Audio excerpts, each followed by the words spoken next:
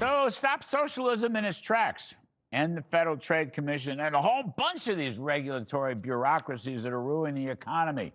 Joining me now is somebody who agrees with that. It was my riff from last night, Missouri Senator Eric Schmitt. Hey, Senator Schmitt, I looked, I Googled up Constitution, and I didn't find fourth branch of government.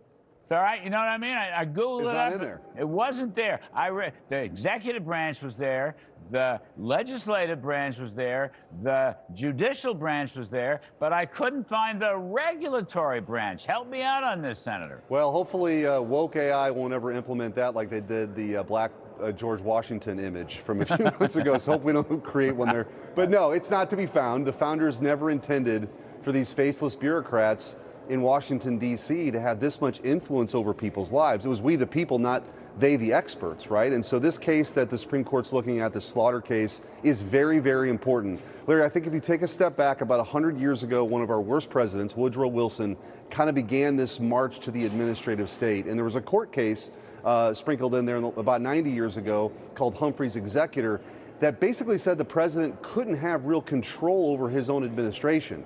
The court is about to, I hope, to overrule that. The American people elect one person, well, two, with the vice president, to handle the Article 2 branch. And the head of that Article 2 branch gets to decide the people that get to work in the Article 2 branch. And so this case, I think the Supreme Court's going to rule it the right way. It'll go a long way in reining in the administrative state, much like the Loper-Bright case last year did with this overturning the Chevron deference that had existed for a few decades as well. Yeah, what was the other one? EPA versus West Virginia. There have been a couple of them. But the New Deal, the legacy of the New Deal was, you're right about Woodrow Wilson, but FDR was the explosion of all these alphabet agencies. And the other thing is, if the executive, the CEO, AKA the president, if he has the right to hire somebody, he ought to have the right to fire them.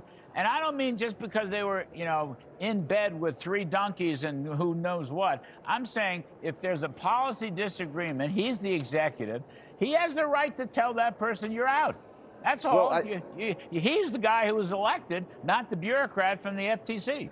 That's right. And there's also a very important fundamental aspect to all of this, too, which is our constitutional republic was founded on this idea of accountability, right? I'm a United States Senator from Missouri. People can send me there, they can send me home, or they can send me back. There's a presidential election every 4 years, right? The Article 3 branch is a little bit different, but there's Senate confirmation involved there.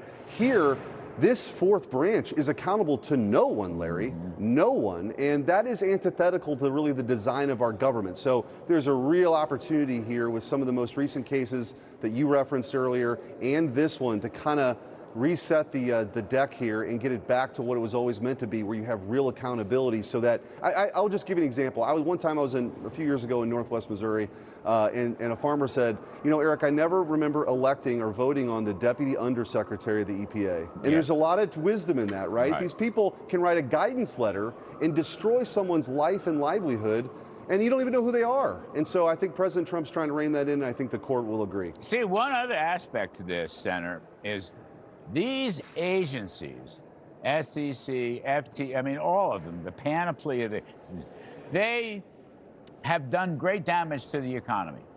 They have thrown sand in the capitalist free market gears of our economy.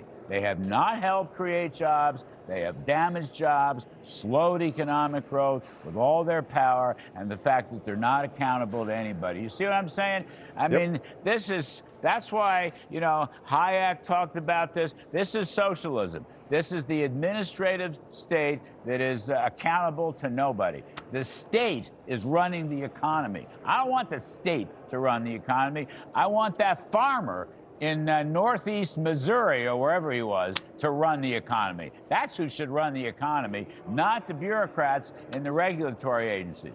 Yep, this managerial class that has become something that people on the left love because they do things that people would never vote on, right? You would never pass the Green New Deal. Even the Democrats in Congress couldn't get that passed. But if you have some agency go do it, by way of some rule or regulation, they get around it. We've got to put an end to that. If we're going to get this economy going, we want more jobs, we want to lead the world, we got to sort of open things up a little bit, and reining in these agencies and rogue bureaucrats is a great way to start. Yeah, I hope the Supremes do it.